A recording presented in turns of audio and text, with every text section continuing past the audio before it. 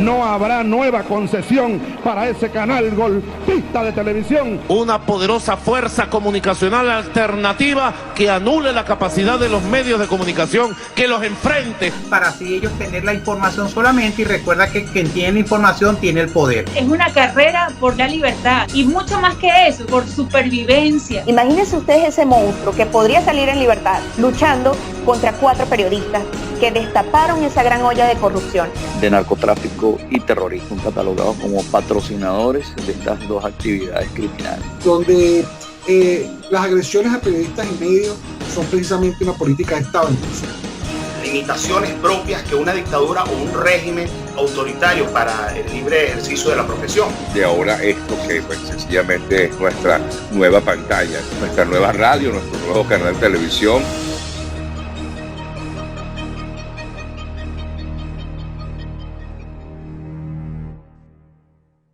Y bien, amigos de Prensa Sin Mordaza, bienvenidos a una nueva edición de En Directo a través de PCM. Estamos aquí, como todos los viernes, transmitiendo, compartiendo información, haciendo análisis y comunicando sin censura todo lo que está pasando en torno a la comunidad de venezolanos en el mundo, en Venezuela y todo lo que es noticia.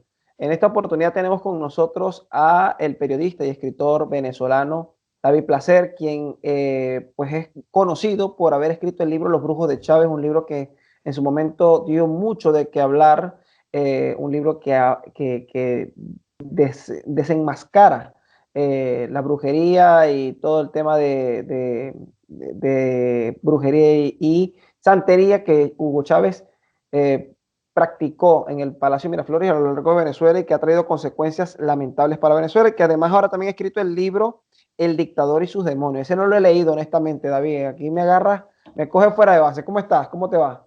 Muchas gracias, Javier, por la invitación. Siempre hay tiempo para leer, nunca es tarde para leer. Así es, lo leeré, créeme. Así que bienvenido a Prensa Sin Mordaza y bienvenido a Espacio, porque precisamente tú, como autor de ese libro, has sacado cosas precisamente sin mordaza, ¿no? Cosas que han demostrado en parte pues tu talante de investigador y también tu talante de escritor, porque eres periodista y escritor. ¿Cómo describes esa primera fase de ese libro y actualmente esta segunda en la que continúas desenmascarando al tirano? Bueno, fue realmente un trabajo de investigación ambicioso que duró bastante tiempo. Fueron 3 años de investigación, complejo, porque había que llegar, para que el trabajo tuviese repercusión, para que una investigación como la de los Brujos de Chávez tuviese repercusión, había que llegar al entorno cercano de Hugo Chávez y no quedarse, que la investigación no se quedase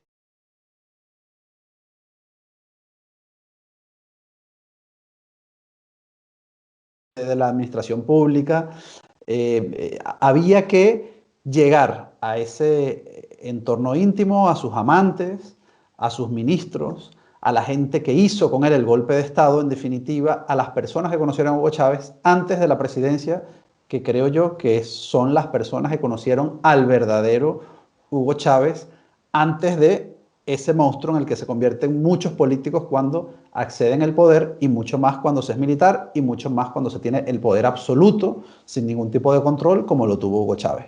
Entonces fue una investigación muy ambiciosa. Yo disfruté mucho haciendo este libro, fueron más de 70 entrevistas, y con la segunda parte pues es una continuación que ya no versa en torno a Hugo Chávez y a su superstición y a sus actos de brujería y santería en el Palacio Presidencial, sino que versan sobre una corriente tal vez un poco más desconocida, que es la de Nicolás Maduro y su devoción por ese santón que, por cierto, hoy cumpliría 95 años, Saibaba, del cual no solo él es devoto, sino su mujer, Cilia Flores, y algo que descubrí en la investigación de este segundo libro, una parte importante de la jerarquía del madurismo, vamos a llamarlo así, como por ejemplo Jorge Arreaza, que no solo es devoto de Saibaba, sino que vivió durante unos meses en ese recinto, en esa cuna de la espiritualidad, el Prashanti Nilayab. Bueno, para algunos es una religión, para otros una pseudo religión, para otros es una secta. David, que estamos, Venezuela está siendo gobernada aún después de Chávez por personas que abrazan la santería y todo este mundo pagano de religiones oscuras, ¿no? Sin ninguna duda, y además Hugo Chávez nunca confirmó públicamente que practicaba la santería, sí hacía demostraciones públicas, se transmitía públicamente en Venezolana de Televisión actos de santería cubana pidiendo por la sanación, por ejemplo, del propio Hugo Chávez desde La Habana. Iba a visitar incluso hasta a sus obispos amigos de la Iglesia Católica, como Mario Moronta, iba a visitarlo con su séquito de babalaos, con sus collares de la santería cubana, aunque nunca lo reconoció abiertamente, tampoco lo desmintió y siempre ese elemento estuvo presente. En cambio, Nicolás Maduro sí ha reconocido que es devoto de Saibaba, un hombre que en vida decía ser Dios en persona, creador de todo el universo, lo desconocido y lo conocido, y que decía hacer milagros, fabricar con su movimiento de manos, con el movimiento de las yemas de sus dedos, cadenas de oro, o vomitaba huevos de oro, y le creó a Nicolás Maduro unos anillos, a él, a los sobrinos que lo acompañaron, en un viaje al que también asistió Aristóbulo, Iris Varela, en fin, toda esa jerarquía que lo acompañaba a Nicolás Maduro en esa superstición, haciendo creer que Saibaba era Dios, pues ascendieron también junto con Maduro, y la mujer que llevaba la oficina de Saibaba en Sabana Grande ahora es embajadora de Venezuela en Filipinas, y además sus hijos también forman parte del círculo de seguridad, del círculo más íntimo de seguridad de guardaespaldas de Nicolás Maduro. Hay quienes creen y son críticos desde el punto de vista religioso, aseguran que lo que Venezuela está viviendo en este momento es una consecuencia de lo que de alguna manera está ocurriendo en Miraflores, y desde el seno del liderazgo encabezado en este caso ahora por Nicolás Maduro. Pero, por ejemplo, en algún momento yo llegué a obtener información de que Diosdado también participa de estos rituales, Padrino López también participa de rituales paganos, al igual que los hermanos Rodríguez. En realidad el entorno a Chávez se fue mezclando, ¿no? Y hay un caso como el diputado que no me acuerdo ahora el nombre precisamente, que murió muy joven. Se dice que pues su muerte estaba conectada con todo este tema de santería y de brujería. ¿Te refieres a Robert Serra? A Robert Serra, exactamente. Sí. Todo esto, ¿qué opinión tú, que has estado de cerca en esta investigación? Yo sé que la entrevista no iba del todo en torno a esto, ¿no? Pero bueno, me interesa escuchar tu opinión en relación a cómo ves tú el tema precisamente de la santería. Es decir, ¿crees que esto sea consecuencia, la situación que Venezuela está viviendo, la migración? Porque en Venezuela hay varios flagelos. Tenemos la migración natural por la crisis del país, pero también el desplazamiento de seres humanos que han salido por la frontera escapando de una crisis sanitaria, de una crisis alimentaria. Inclusive se dice que la moneda, el bolívar, pues está plagado de elementos de la santería, escudos de institutos, de instituciones como el Ministerio de Educación, etcétera.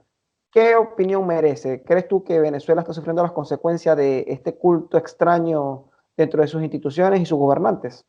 Bueno, antes de responderte esa pregunta, un inciso rápido. Robert Serra fue uno de los pocos, creo que el único dirigente chavista que abiertamente reconoció que era santero. Vamos a comenzar por ahí. Efectivamente murió un asesinato, bueno, bastante chocante, bastante terrible. En todo caso, sobre lo que me preguntas, sobre si realmente estos actos de brujería en el Palacio Presidencial, por resumirlos de alguna manera, han tenido consecuencias para el país, por supuesto que las han tenido. Y no las han tenido, o no creo que se pueda demostrar, al menos desde el punto de vista periodístico, desde el punto de vista espiritual. No me refiero a eso, no me refiero al terreno espiritual, me refiero al terreno real.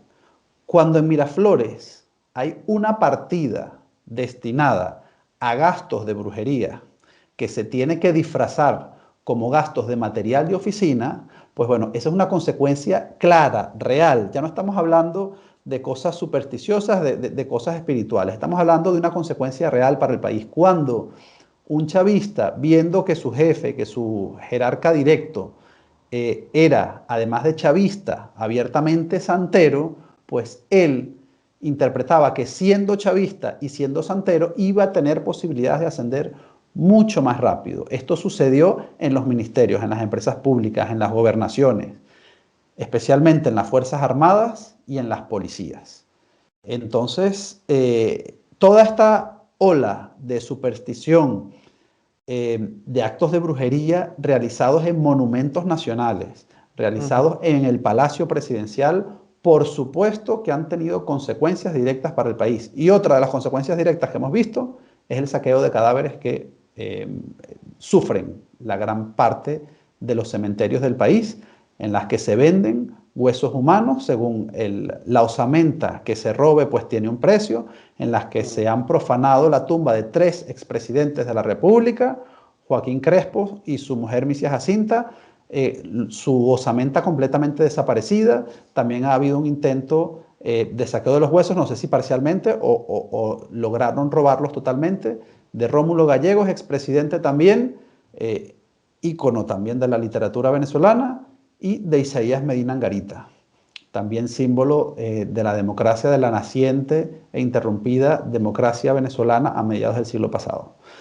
¿Quiénes son capaces de robar los huesos de un expresidente cuando a ti en ese sector de la palería, que no sé si decirle pseudo religión o cómo categorizar, ¿no? Religión africana, porque así es como la han definido las Naciones Unidas. Bueno, para unos es religión, para otros pseudo religión, para otro es ni siquiera llega, no alcanza esa categoría. Para mí no llega a nada. Para mí, voy a utilizar una frase del difunto, del intergaláctico. Él decía, es la nada. Para mí, la santería, la palería y todo eso es la nada. O sea, eso no tiene poder. Pero bueno. Bueno, entonces, fíjate, el hecho de que en los cementerios venezolanos se produzca esa durísima realidad en la que se saquean cuerpos, en la que los policías buscan huesos de policías, porque supuestamente creen ellos que los estarán protegiendo esos muertos y los guiarán en su carrera. Los malandros buscan huesos de malandros, los militares buscan huesos de militares. Siempre me pregunto quién ordenó el saqueo, la profanación de las tumbas de 3 expresidentes de la República. Y la profanación de la tumba del Libertador. O sea, imagínate, yo recuerdo claramente un día entrar a lo que hoy es el Museo Bolivariano, que está al lado de la casa natal del Libertador Simón Bolívar.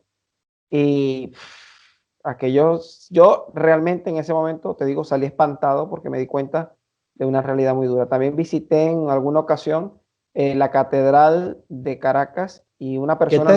¿Qué te diste cuenta, perdona, ahí en el Museo Bolivariano? Bueno, cuando entré al Museo Bolivariano, aquello para mí fue espantoso porque era primero un culto a, bueno, inclusive expuestos allí fragmentos, supuestos fragmentos de los huesos de Bolívar, está del Libertador, está lo que era antes la tumba o la parte interna del féretro, donde estaba el cuerpo, no sé cómo se llamará eso, y estaba todo expuesto, pero además todo ambientado en torno a la santería, a la palería, porque hay que diferenciar, y a quienes no lo saben, que la santería y la palería son 2 cosas completamente diferentes.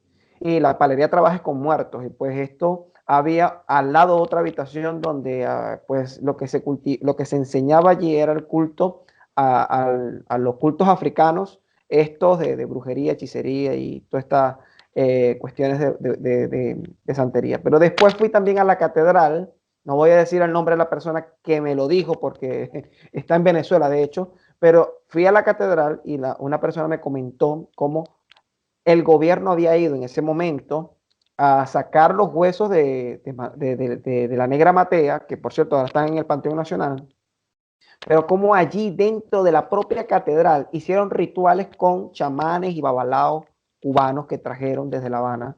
Sin mencionar que alguna vez en la Baja de Tazón me conseguía un montón de babalaos en el 2013 por ahí para las elecciones Maduro. O sea, Realmente esto es descarado. Tenemos unos narcotraficantes, David, y delincuentes que han destruido el país, que encima hacen culto a sabe quién. Los narcotraficantes han sido históricamente muy supersticiosos. Sí, bueno, de hecho, ahí la historia lo demuestra. Pero precisamente toda esta situación ha traído a muchos venezolanos a España. Desde que tú estás en España, ¿desde qué año, David? Desde el año 2002 y llevo 18 años en España. Bueno, ya tú eres bueno, sigues siendo venezolano, de hecho no has perdido tu acento, cosa que te felicito, Sí. has mantenido tu acento, pero tras 18 años en España me imagino que puedes reconocer, has vivido la crisis después de la crisis que vivió España económica, has visto cómo España se ha ido levantando, pero también cómo los venezolanos han ido llegando. Cuando llegaste, seguramente ser venezolano aquí era más o menos como ser, no sé, un marroquí de repente allá en Argentina, no tengo idea. Así es, Javier. Era una nacionalidad completamente exótica y la gente sabía muy poco de esa nacionalidad y de ese país. Yo además no llegué a Madrid, llegué a Barcelona, donde en esa época, en el año 2000, 2001, 2002, había una migración masiva de argentinos. Entonces a mí me confundían mucho con argentinos. Yo siempre digo que porque mentalmente en la estructura del español, en este caso del catalán, habían creado dos estereotipos de inmigrantes. El estereotipo de inmigrante sudamericano blanco y el estereotipo del inmigrante sudamericano de color. Entonces el inmigrante sudamericano de color, por lo general, era del Caribe, dominicano, cubano o tal vez colombiano. Y el inmigrante sudamericano blanco, para ellos, era argentino. Entonces, no había otro. Entonces, yo para ellos siempre, sí, el muchacho argentino, ¿no? Yo era el muchacho argentino. Y hoy en Madrid ya nadie duda cuando dices tres palabras que eres venezolano. Entonces, ha habido un cambio muy grande. Ya el tequeño es bastante común hasta en los cines.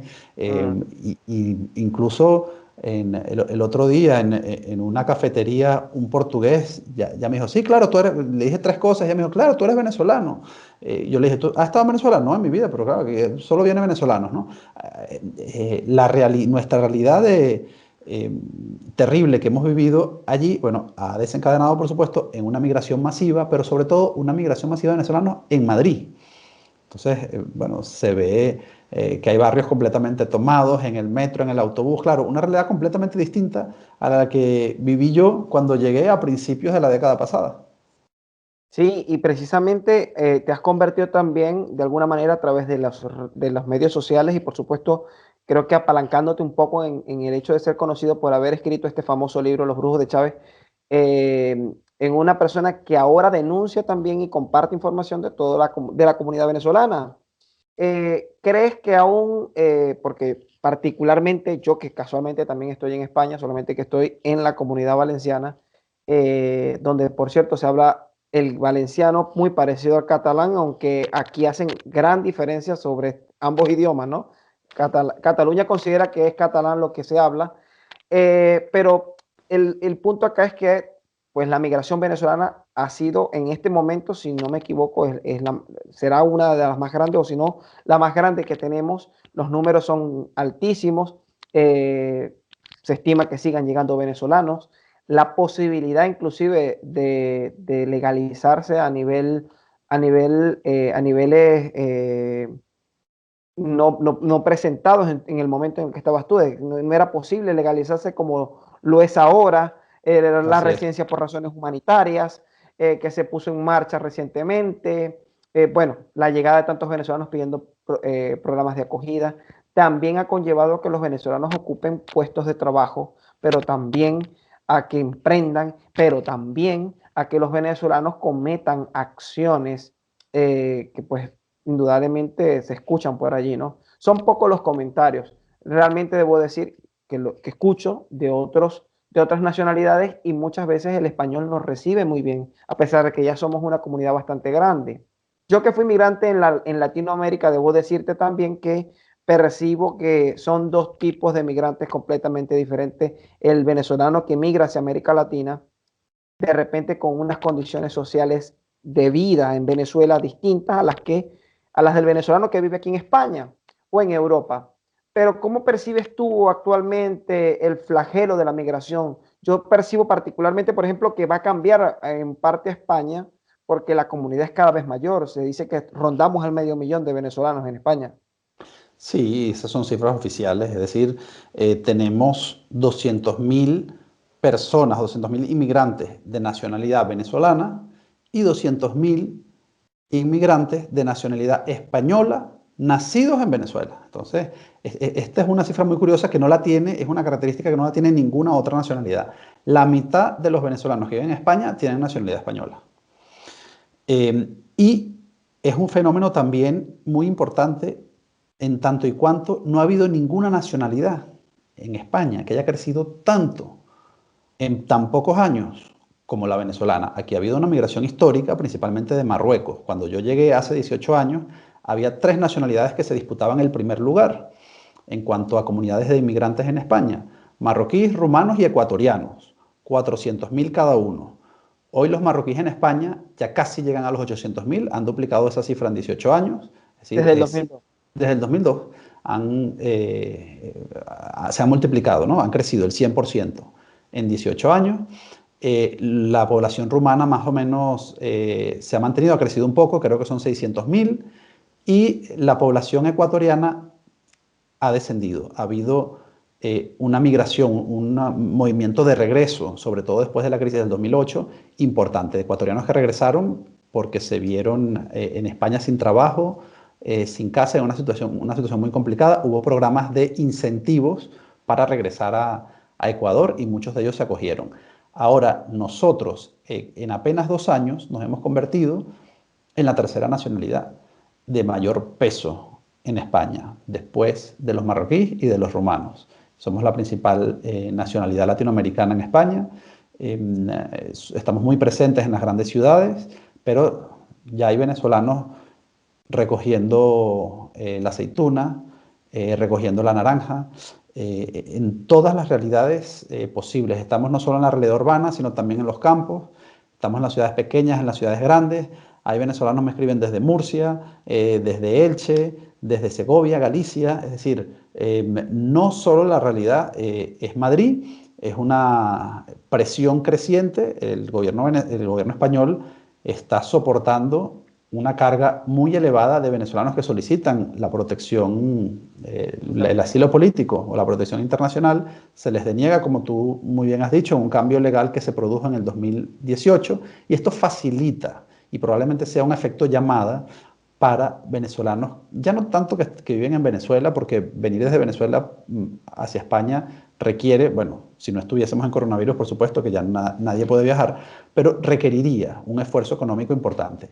En cambio, para un venezolano que vive en Ecuador o en Perú o en Argentina, puede resultar un poco más fácil, con un pequeño ahorro, emigrar por segunda vez. Y ahí, efectivamente, como tú lo has hecho, no sabía, Javier, que tú habías vivido en otros países de Latinoamérica, muchos venezolanos que, como tú, lo han intentado en Colombia, en Perú, en Ecuador, y ahora vienen a España. Y creo que va a ser un efecto llamada, si no lo es ya, porque dicen que las diferencias son abismales. Entonces están asombrados con cómo funciona el sistema de salud, están asombrados porque aquí en España no sienten ningún tipo de xenofobia, sino todo lo contrario, como bien has dicho, pues hay en algunos sectores en los que los venezolanos son muy bien valorados, muy bien cotizados, muy bien tratados en general por la sociedad española, cosa que no sucede en otros países que no voy a mencionar ninguno, que ya todos conocemos y ya todos sabemos, de Latinoamérica. Entonces, creo que cuando termine esta etapa de coronavirus, esta etapa de pandemia, efectivamente, ese boom migratorio de venezolanos que viven en otros países de América Latina, también de Venezuela, por supuesto, crecerá bastante y mucho en los próximos meses, en los próximos años en España, y nos convertiremos, no me atrevo a pronosticarlo, pero a lo mejor sí, si esta tendencia se mantiene en 3 o 4 años, nos convertiremos David, en una de las primeras nacionalidades.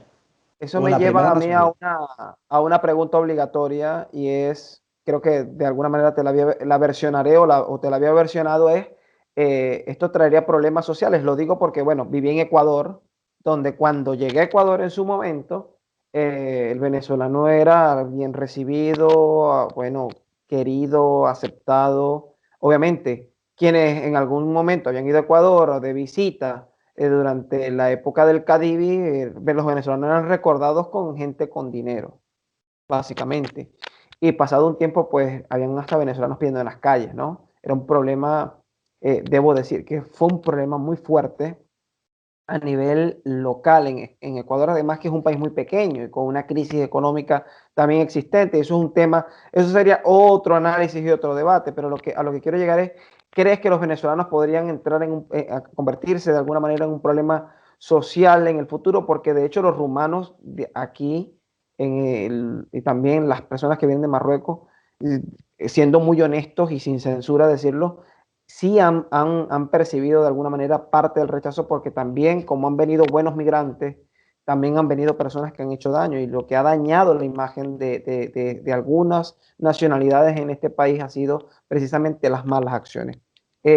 ¿Tú qué has podido ver a lo largo de estos 18 años, casi 20, que ya estás próximo a cumplir aquí en España? ¿Cómo lo percibes los próximos años en caso de esta tendencia a mantenerse? ¿O realmente la migración que llega a España es una migración responsable?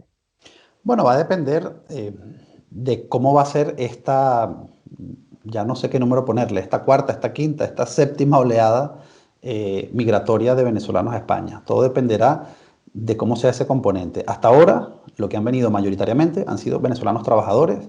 No hay venezolanos, o hay muy pocos, hay muy pocas excepciones, por supuesto. Excepciones hay, como todo en esta vida, siempre hay alguna excepción para la regla. Pero la gran mayoría de los venezolanos vienen a trabajar. Y en un principio venían venezolanos muy bien cualificados, formados, licenciados universitarios, con mucha experiencia en distintas industrias.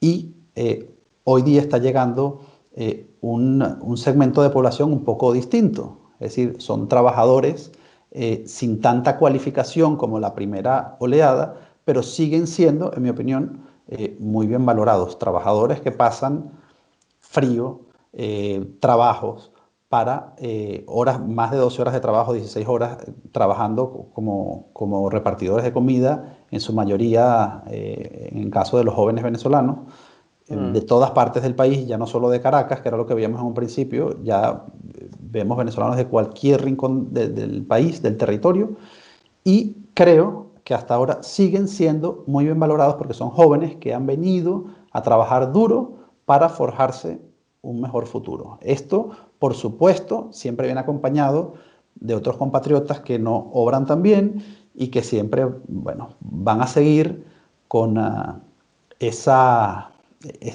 malas mañas o esas malas actitudes que tenían en Venezuela. Hemos visto operaciones. Perdona, yo te lo pregunto porque tú precisamente has denunciado en muchas ocasiones cómo han sido desmanteladas bandas de venezolanos. Eso es que te iba a responder eso mismo en este momento. Te iba a decir que en los últimos meses, y precisamente en el mes de octubre, se desmantelaron 4 bandas organizadas de venezolanos.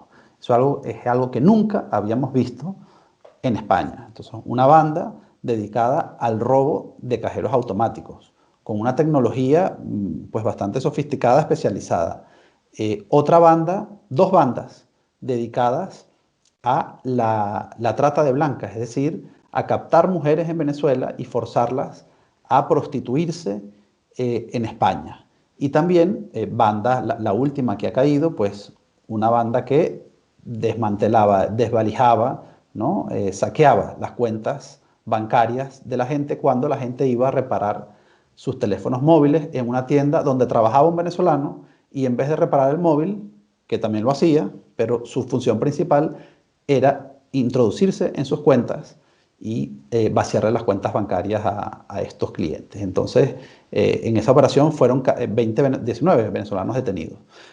Son bandas ya estructuradas, muchos de ellos tienen o han participado en bandas de delincuencia en Venezuela, y la realidad es que España no tiene ningún tipo de control sobre estos venezolanos que llegan de forma masiva pidiendo asilo político.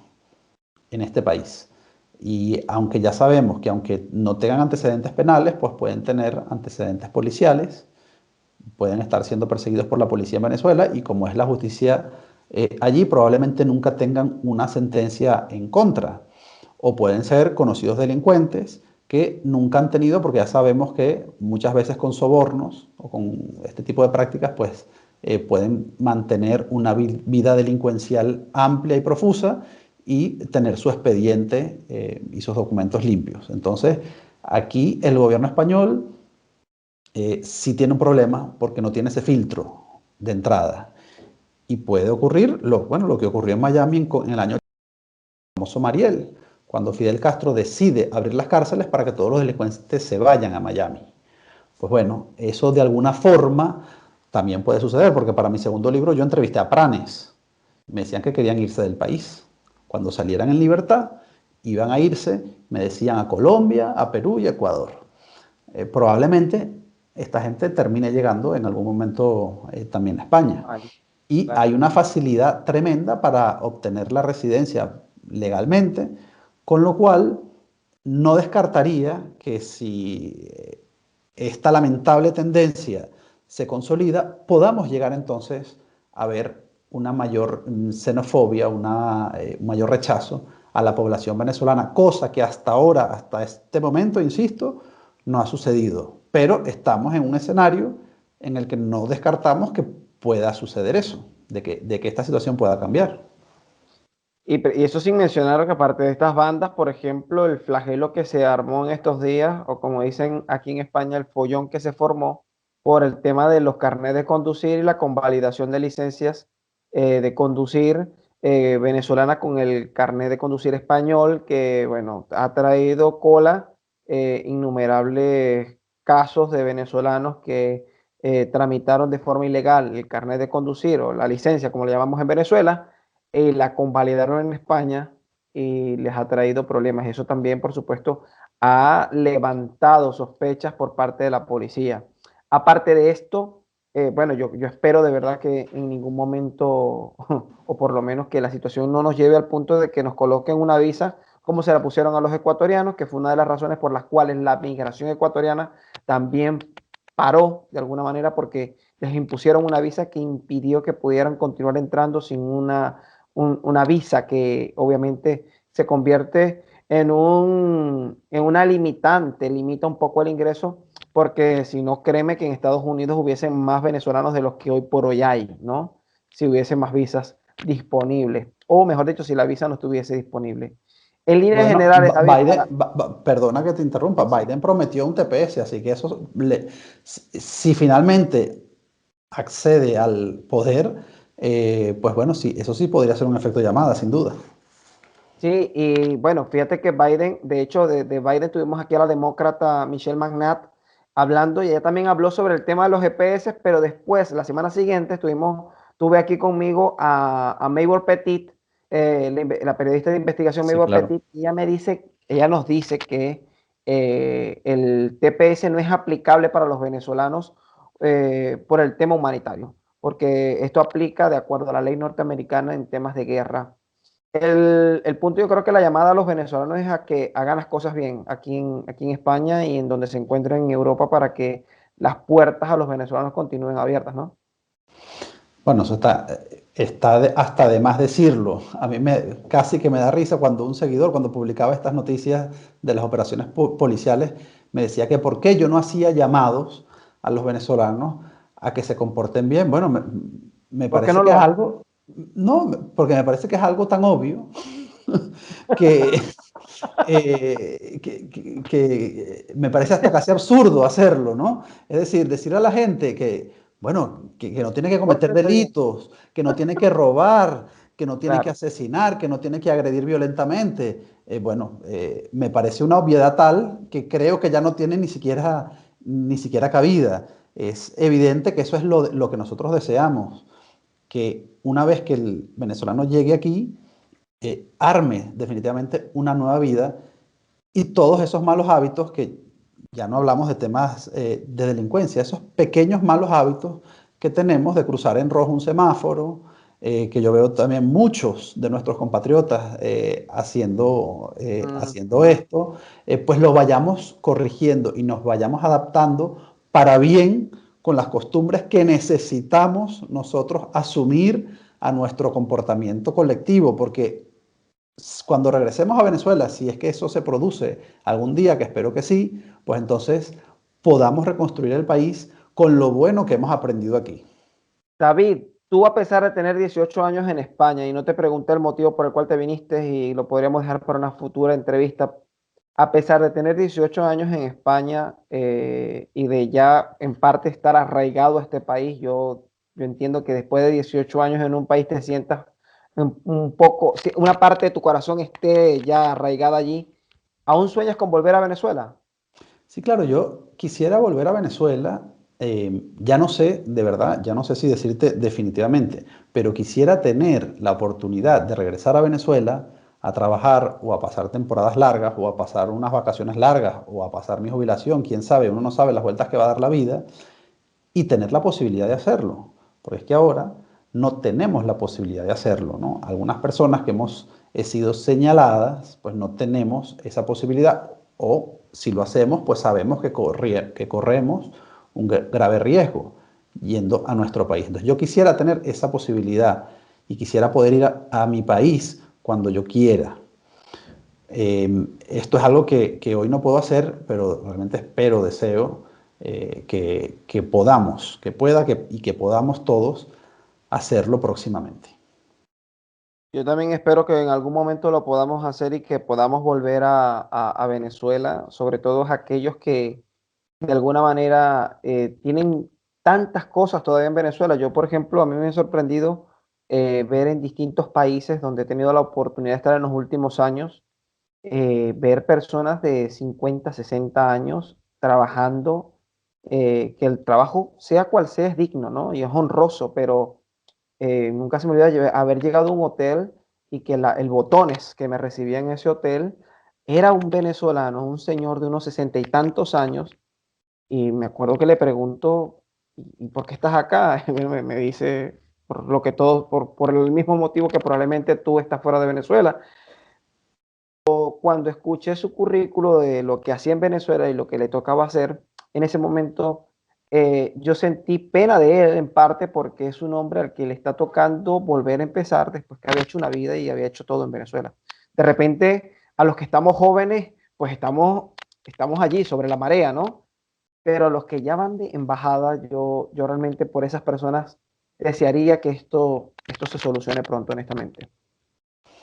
Yo igualmente, a mí me da mucho dolor ver cuando un conductor de Uber, por ejemplo, es un ingeniero petrolero, que me pasó hace muy poco tiempo, efectivamente, o un médico trabajando como repartidor de comida.